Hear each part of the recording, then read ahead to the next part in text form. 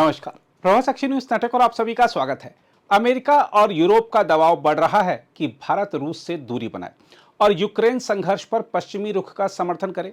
दूसरी ओर रूस भारत का दशकों पुराना मित्र और ऊर्जा साझेदार है, जिससे भारत अपनी ऊर्जा जरूरतों का बड़ा हिस्सा पूरा करता है। ऐसे में भारत के सामने एक कठिन संतुलन साधने की चुनौती है। देखा जाए तो भारत की विदेश नीति की असली ताकत यह है कि वह सीधे टकराव से बचते हुए अपने हितों की रक्षा करता है। यही कारण है कि विदेश मंत्री एस जयशंकर बार बार इस बात पर जोर देते हैं कि भारत किसी भी संघर्ष का हिस्सा नहीं बनेगा और संवाद व कूटनीति ही समाधान का रास्ता है। प्रधानमंत्री मोदी भी राष्ट्रपति पुतिन से लेकर पश्चिमी नेताओं तक सबको यही संदेश देते आए हैं कि युद्ध का समय नहीं है। देखा जाए तो भारत का यह संतुलन दोहरी कूटनीति नहीं बल्कि रणनीतिक स्वायत्तता है।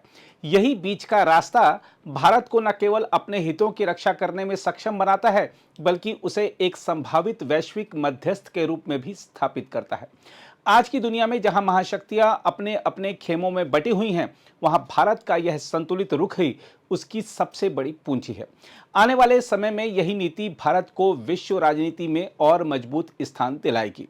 इसी बीच विदेश मंत्री एस जयशंकर ने एक बार फिर दुनिया को यह स्पष्ट संदेश दिया है कि भारत अपनी विदेश नीति में किसी भी प्रकार के दबाव को स्वीकार करने वाला देश नहीं है। उनका बयान ऐसे समय में आया है जब अमेरिका टैरिफ की राजनीति से वैश्विक अर्थव्यवस्था को हिला रहा है और चीन के साथ संबंधों को लेकर भारत एक नए संतुलन की तलाश में है। जयशंकर ने साफ कहा कि आज की दुनिया व्यापक और गहरे बदलावों से गुजर रही है और इन बदलावों के बीच भारत अपनी नीति स्वतंत्र रूप से तय करेगा। जर्मनी के विदेश मंत्री योहान वेडेफुल के साथ संयुक्त संवाददाता सम्मेलन में जयशंकर ने वैश्विक परिदृश्य की अस्थिरता का जिक्र करते हुए भारत, जर्मनी और यूरोपीय संघ के बीच और अधिक निकट सहयोग की वकालत की। दिलचस्प यह है कि उनका यह वक्तव्य अप्रत्यक्ष रूप से अमेरिकी राष्ट्रपति डोनाल्ड ट्रंप पर तीखा प्रहार माना जा रहा है, जिन्होंने हाल ही में भारत की अर्थव्यवस्था को मृत बताया था और बार बार विरोधाभासी टैरिफ आदेशों से अंतर्राष्ट्रीय व्यापार को संकट में डाला है। दूसरी ओर जर्मन विदेश मंत्री ने रूस यूक्रेन युद्ध पर अपना दृष्टिकोण सामने रखते हुए कहा कि पश्चिमी देशों की एकमात्र मांग यह है कि हथियारों की आवाज बंद हो। उनका सीधा आरोप था कि अमेरिकी राष्ट्रपति के भारी प्रयासों के बावजूद रूस वार्ता की मेज पर आने को तैयार नहीं है, जबकि यूक्रेनी राष्ट्रपति जेलेंस्की तत्परता दिखा चुके हैं। वेडेफुल का यह रुख यूरोप की हताशा को दर्शाता है, लेकिन साथ ही यह भी बताता है कि यूरोप रूस पर और कड़ा दबाव बनाने के लिए नए प्रतिबंधों की तैयारी में है। यह यात्रा केवल सामरिक या राजनीतिक संवाद तक सीमित नहीं है, बल्कि इसका आर्थिक पहलू भी उतना ही अहम है। जर्मन मंत्री भारत के वाणिज्य मंत्री पीयूष गोयल से भी मिले और दोनों देशों के बीच व्यापार व निवेश को नई ऊंचाइयों तक ले जाने की संभावनाओं पर चर्चा की। मगर इसके बीच छिपा हुआ संदेश यह भी है कि यूरोपीय संघ रूस के व्यापारिक साझेदारों, विशेषकर भारत पर द्वितीयक प्रतिबंध लगाने का मन बना रहा है। यदि यह लागू हुआ तो भारत रूस ऊर्जा सहयोग सीधे संकट में पड़ सकता है। यहीं भारत के सामने असली चुनौती खड़ी होती है। एक और ऊर्जा सुरक्षा है जो भारत की विकास यात्रा के लिए अनिवार्य है। दूसरी ओर अमेरिका और यूरोप जैसे साझेदार देशों की उम्मीदें हैं जो चाहते हैं कि भारत रूस से दूरी बनाए, लेकिन भारत अब तक बेहद संतुलित नीति पर चलता आया है, न युद्ध का हिस्सा बनना, न किसी पक्ष का मोहरा बनना। यही कारण है कि जयशंकर बार बार यह दोहराते हैं कि भारत को अनुचित रूप से निशाना नहीं बनाया जाना चाहिए। देखा जाए तो यूरोप युद्ध विराम की बात करता है, रूस अपनी शर्तों पर अड़ा है और अमेरिका प्रतिबंधों की राजनीति खेल रहा है। इस उथल पुथल के बीच भारत का स्थान और भी महत्वपूर्ण हो जाता है। भारत ही वह देश है जो सभी पक्षों से संवाद बनाए हुए है और वैश्विक राजनीति में एक संभव मध्यस्थ के रूप में उभर रहा है। जयशंकर का हालिया संदेश इसी रणनीतिक स्वायत्तता का संकेत है। भारत अपने हितों से समझौता किए बिना ही वैश्विक शांति के लिए रचनात्मक भूमिका निभा सकता है। यदि भारत इस संतुलन को साधने में सफल रहा तो न केवल अपनी ऊर्जा सुरक्षा और आर्थिक हितों की रक्षा करेगा, बल्कि एक ऐसी शक्ति के रूप में उभरेगा जिस पर दुनिया भरोसा कर सके। यही भारत की कूटनीति की असली ताकत है। बहरहाल आइए देखते हैं विदेश मंत्री एस जयशंकर ने आज के संयुक्त संवाददाता सम्मेलन के दौरान क्या बड़ी बातें कही हैं। Regarding what we discussed between India and Europe and India and Germany on economic issues, trade issues. Look, our conversations and our negotiations predate anything which has happened this year. It's something which has been going on for multiple years.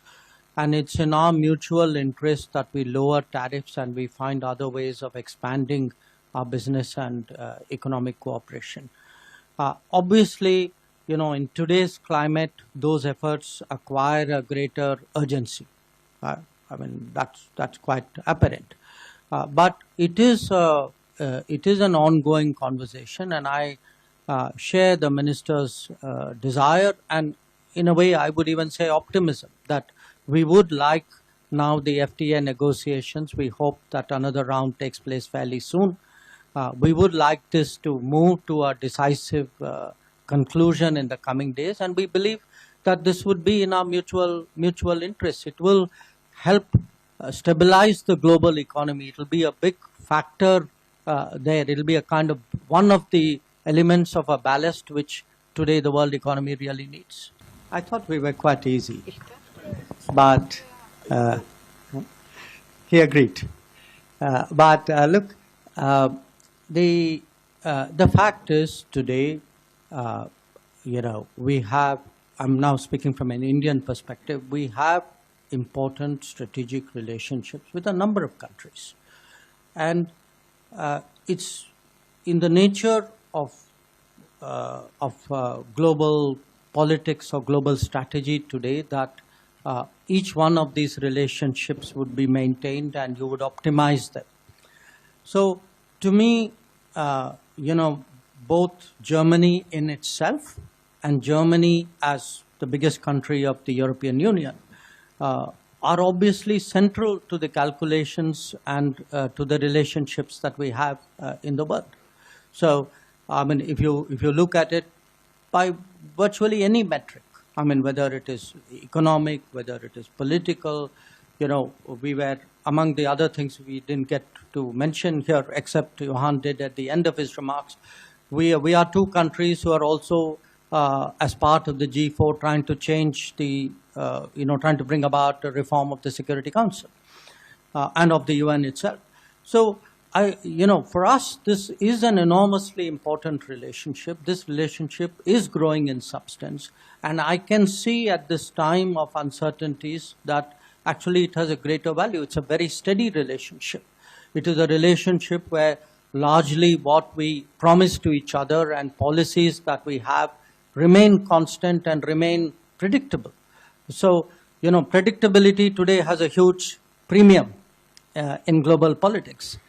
So I do think that, this relationship is actually only growing in its weight and its value, and part of the reason why we have met so regularly, even in the last few months, and spoken to each other is because of that.